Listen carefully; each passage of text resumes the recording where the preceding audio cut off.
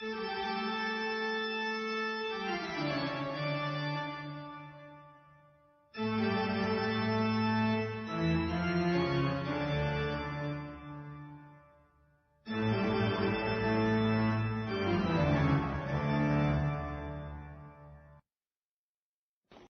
we consider why collapse occurs.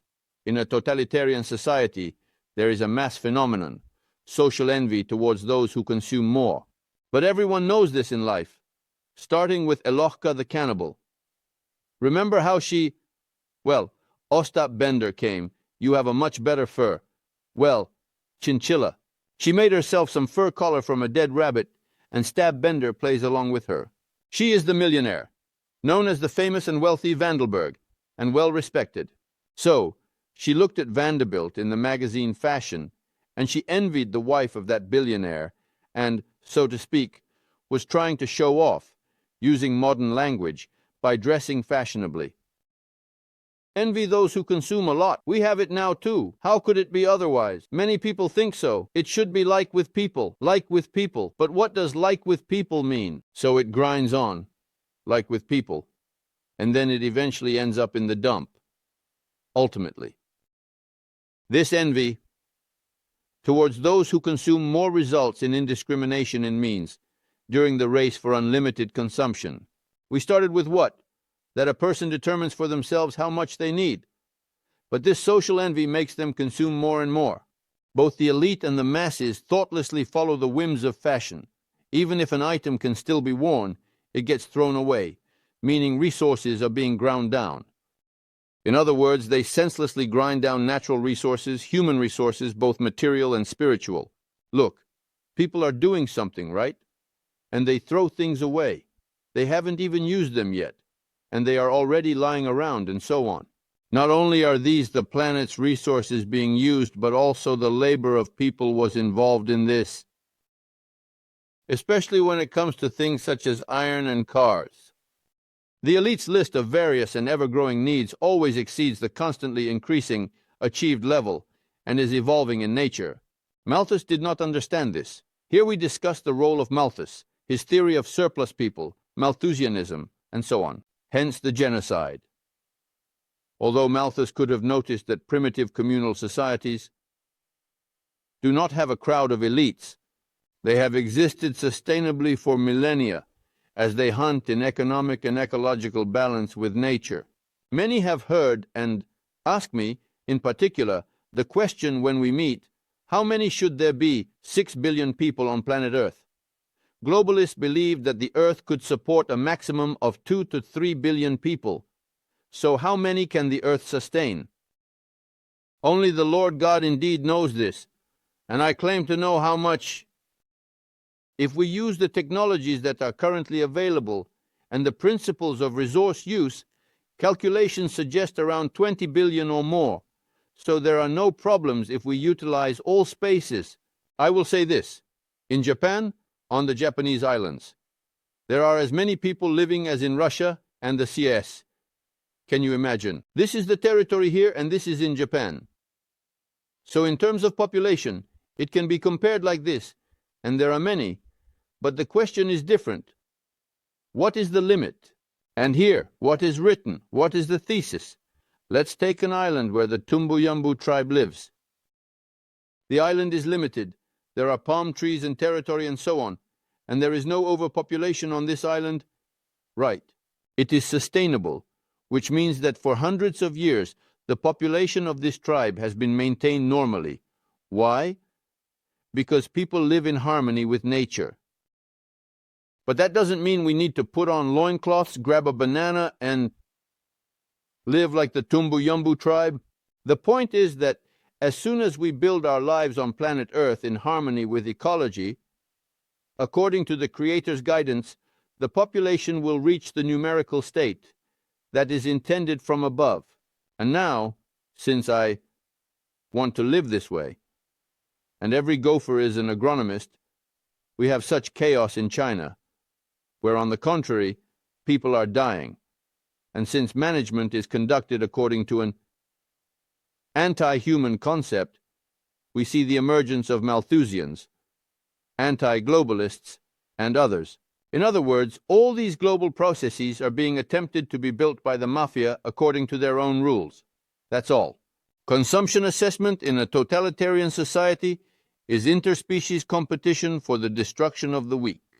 Therefore, the strongest and most ruthless humanoid predators and parasites survive in it.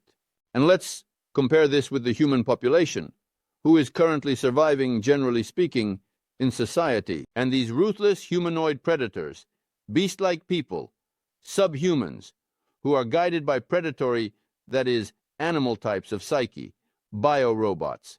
Or secondly, people who have risen, alone or together from the crowd to humanity. And these people do not subordinate their activities to that totalitarian model. We refer to such people as those who are guided by the concept of public safety and implement it in their practical lives. And to such people, it all seems just funny. Understanding all these things, slavery, serfdom, the social structure of a crowd elitist society, was restrained for a time. Capitalism lifted the ban, but I have already told you about this, the limitation, and the crowd elitist society was freed from the restraining factors of the class structure. And globalizers have been trying for whole centuries to push it. And in the introductory lecture, if you remember, why we said that the United States is doomed to collapse. Because 5% of the world's population lives in the States, and these 5% consume 50% of the resources produced by all humanity. Can you imagine? 5%, and they consume 50%. We are the globalizers. And we know that we have created a situation where everyone looks up to America, to the States.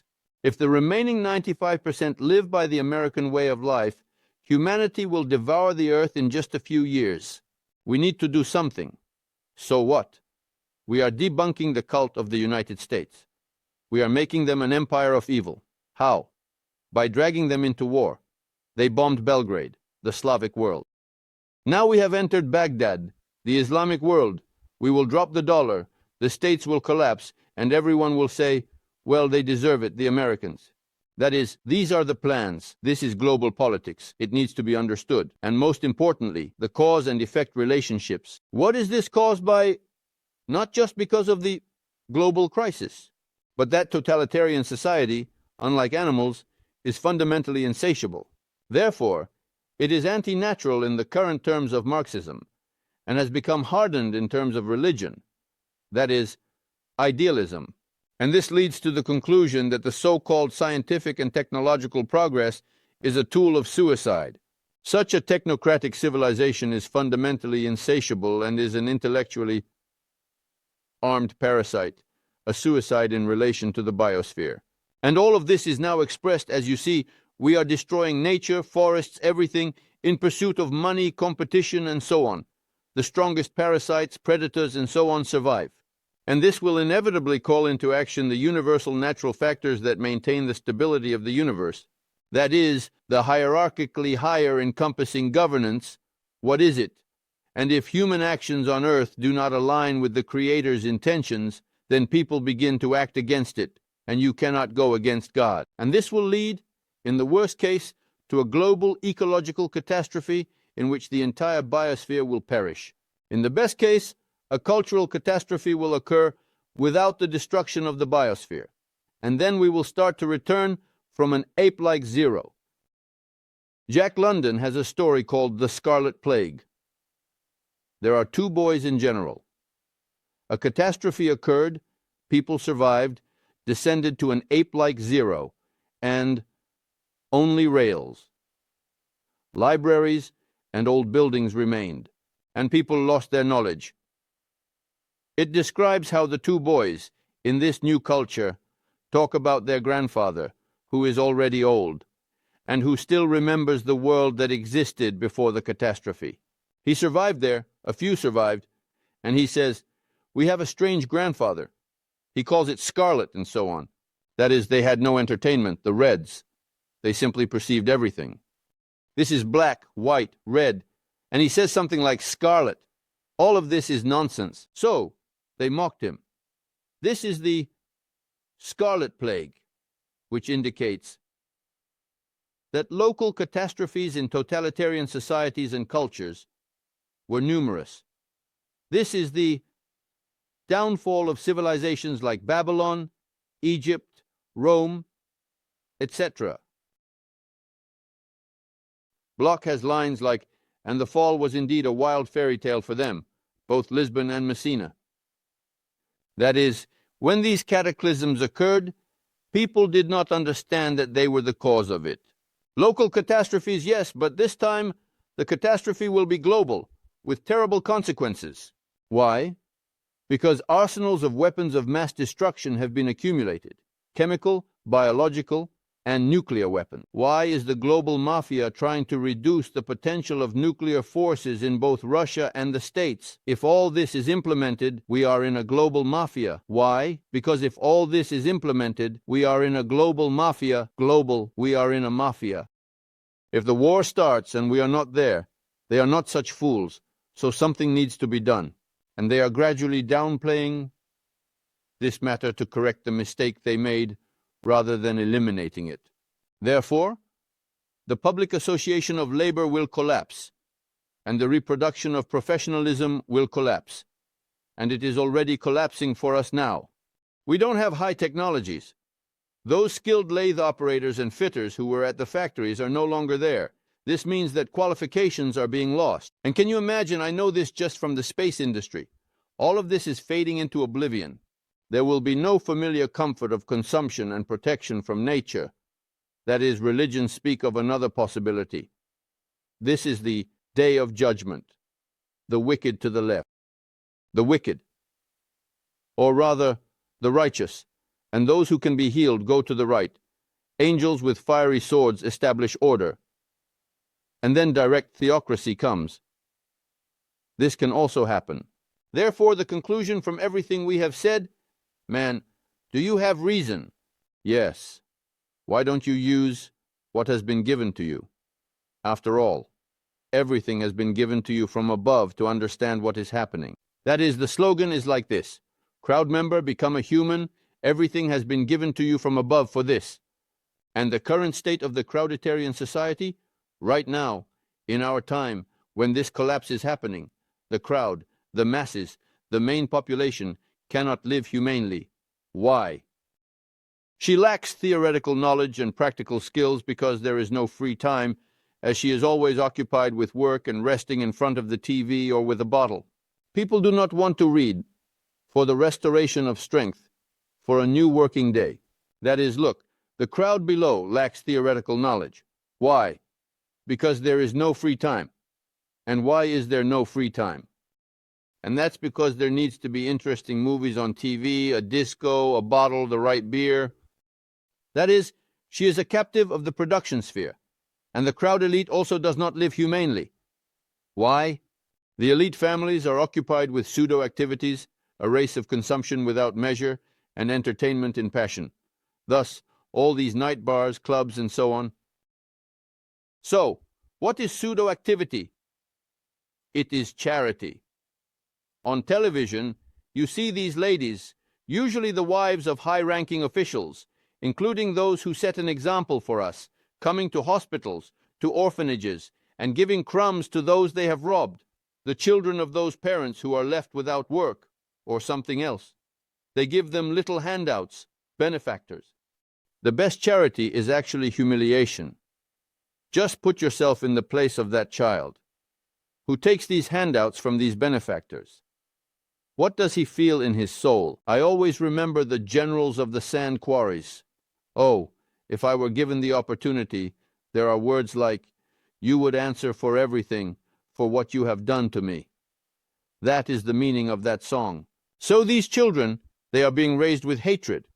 They think, while they are still little, that they can suck on a sweet little candy. And the older teenagers understand, and they are being prepared to become those skinheads and all the haters, with whose hands this same elite will be destroyed.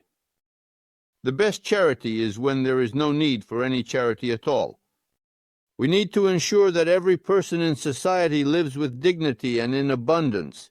Well, there are, of course, individual cases where help is needed, but a person's fate should not depend on whether someone gives them a handout or not. Thus, the elite are slaves to the sphere of consumption. That is, on one hand, the masses are slaves to the sphere of production, while the elite are slaves to the sphere of consumption. And it turns out that a totalitarian society is a slave system. Once again, we return to the scheme. Slave owners, overseers, slaves. From a religious perspective, we have examined Judaism and Judeo-Christianity here. Here is a dual ideological complex, from which it is very difficult to escape without understanding what we are talking about.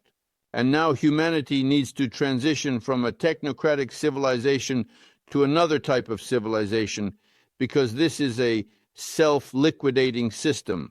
And in this situation, what is a very important point? Thoughtful atheists, and after all, we all come from that society that was built after the 1917 revolution. The vast majority are atheists, and thoughtful atheists understand that the salvation of those drowning is the responsibility of the drowning themselves. These are engineers, technical workers, people who are connected with production, and so on. They think, search, and find the truth. And most importantly, they come to understand the transcendent reality, that which people have long called God. That is, here a normal process is taking place. It is much harder with believers who are ritualistic, that is, those who tend to perform rituals, like going to church, lighting a candle, and so on. Why? Because these people have forgotten the Russian proverb, hope in God, but do not neglect your own efforts, and are waiting for a change to come.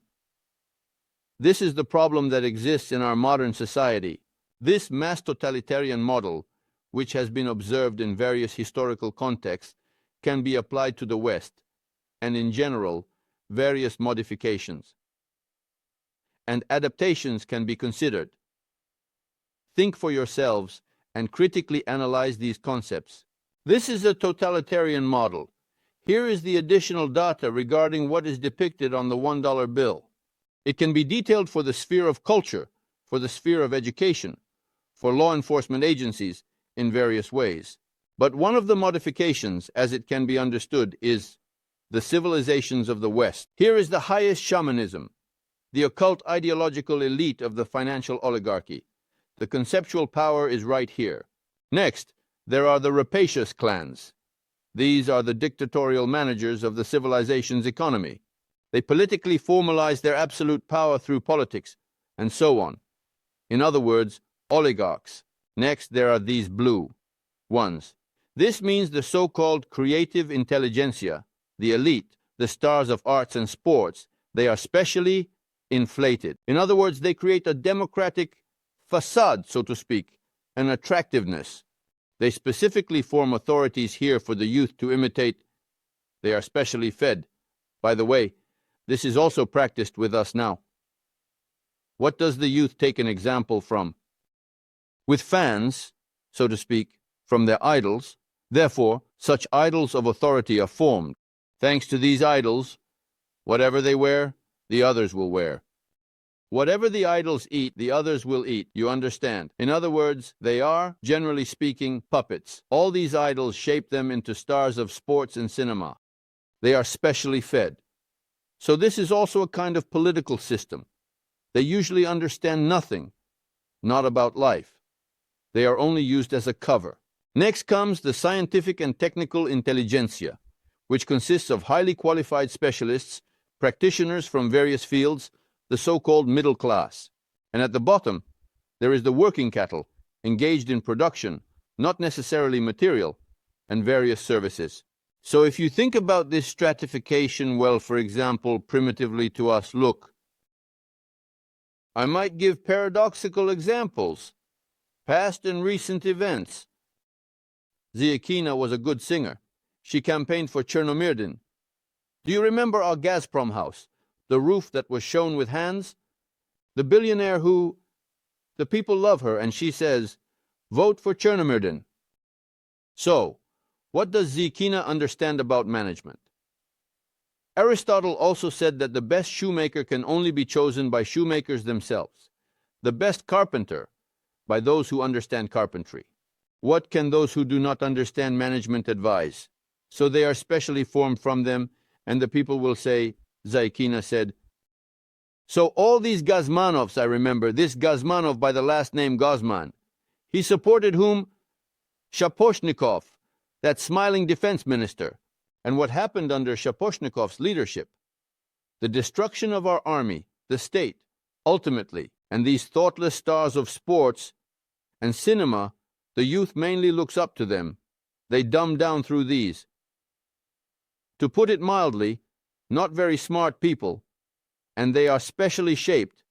The scientific and technical intelligentsia, what do they instill in them? One must engage in work, and when you talk to them, they say, what do I care?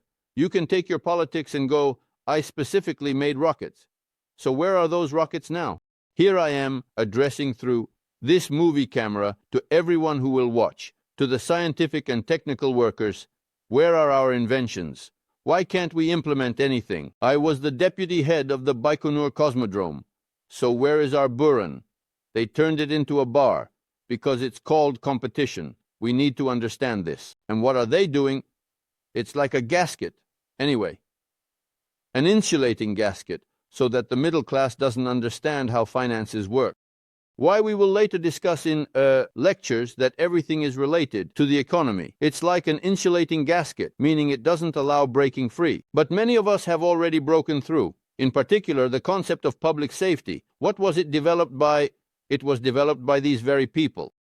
Officers of the Navy and other branches of the armed forces, such as those who were engaged in high-tech industries. And by applying this management knowledge to all issues, including in the humanitarian sphere, they broke through this gasket and figured out how everything is done. It's like a layered cake. Well, draw it out. You can use others. You just can't tell everything. So now, humanity on planet Earth. If we give a certain image, it's like the crew of a submarine. Look, there were these little pyramids. Remember, we looked at them together. Then the national priesthoods were destroyed, leaving behind headless mausoleums. This is the global mafia. And if we draw a parallel with a submarine, then there were compartments. This is Japan, and there, so to speak, Korea, and here is Spain. And throughout history, these compartments were connected, you see, and it has formed now, whether someone likes it or not. Our planet and humanity, it's indeed like a submarine. All the compartments are already screwed together, you see.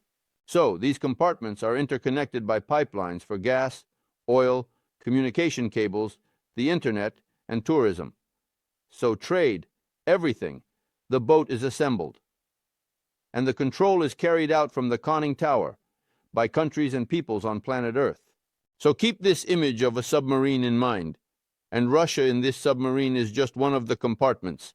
A large compartment, to be honest, an enormous compartment, but just a compartment of the submarine called humanity, planet Earth. It will help us very well in considering the next question.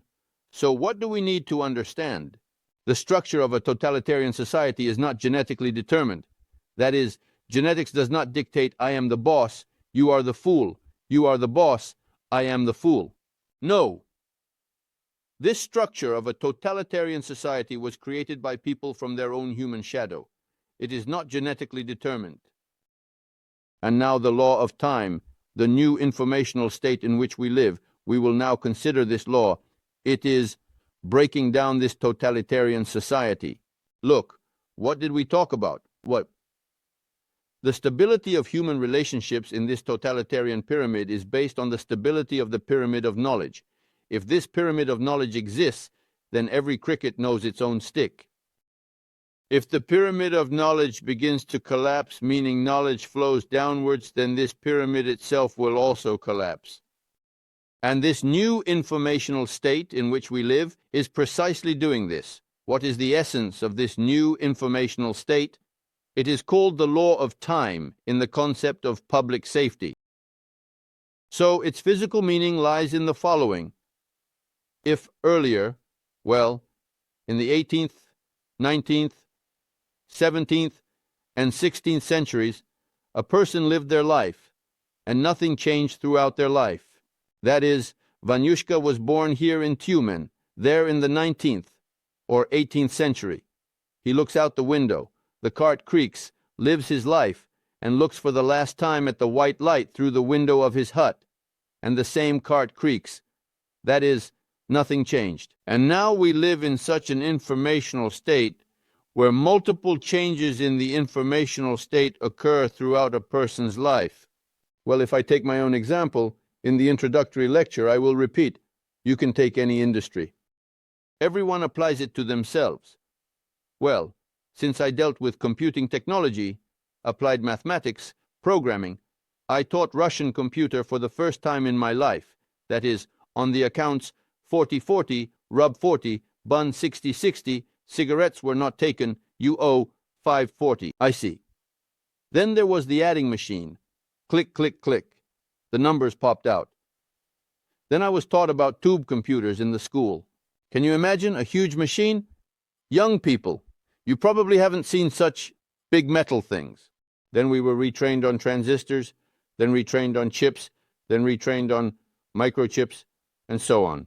So, I had to constantly update my knowledge.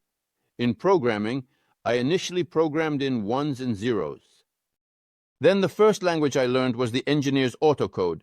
There was one called AKI2. Then I was retrained in courses on Algol, then on Fortran, then on Polish language, and so on. So, that's the situation. So, look, here are these two little pyramids. One pyramid, the other pyramid. In that informational state, we are slave owners. Let's imagine mentally slave owners. We need to live well. For the slaves to live well, we need to teach them to do something. So we carefully taught one slave to saw, another slave to plane, and the third slave to drive nails. Each. And the slaves make coffins, we sell them to those same slaves, and we live well. That is, in that informational state, having given a portion of knowledge once in a lifetime, we live well.